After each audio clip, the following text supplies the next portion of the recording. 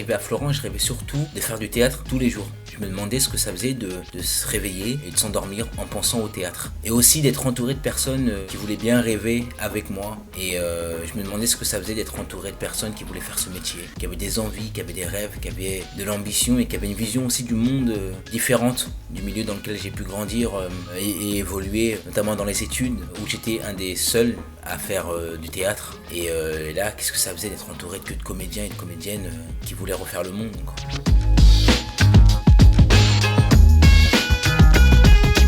C'est toujours difficile de choisir quelques moments clés de notre vie, notamment vis-à-vis de ce métier. Mais si je devais en choisir quelques-uns, je dirais forcément la découverte du théâtre quand j'étais au collège, où c'est une prof de français qui me dit de m'inscrire au club théâtre parce qu'il pourrait y avoir quelque chose d'intéressant. Et donc là, c'est le début de la fin.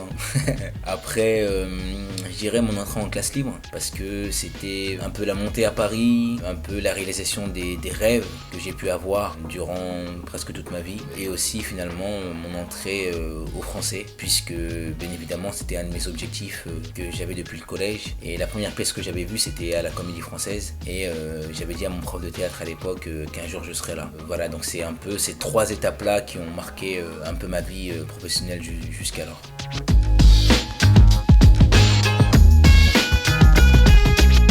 J'ai plein de souvenirs, j'ai plein de beaux souvenirs à Florent, vraiment. Mais il y en a un qui m'a marqué plus que les autres, c'était la rentrée de classe libre. Où là, on avait tous une scène à présenter, et ensuite on avait un entretien avec Jean-Pierre. Et là, c'était magnifique. C'est devant toute la classe et en fait, on se découvrait. On avait l'impression de se connaître en 1 heure d'entretien. Mais on avait l'impression de découvrir tout le monde qu'il y avait à l'intérieur de cette personne. Et ça, c'était magnifique, c'était super fort en émotion, on se livrait. Et là, on pouvait partir vraiment en confiance. On pouvait se faire confiance dès le début et on n'avait plus rien à se cacher. Donc ça, c'était magnifique.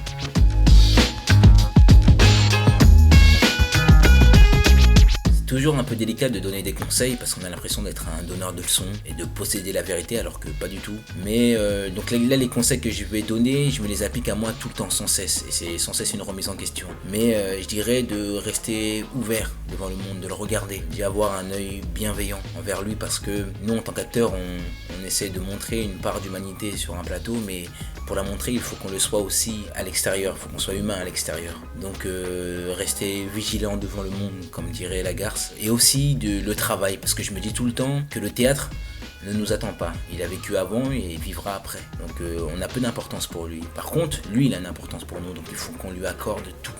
En tout cas, beaucoup de choses. Voilà.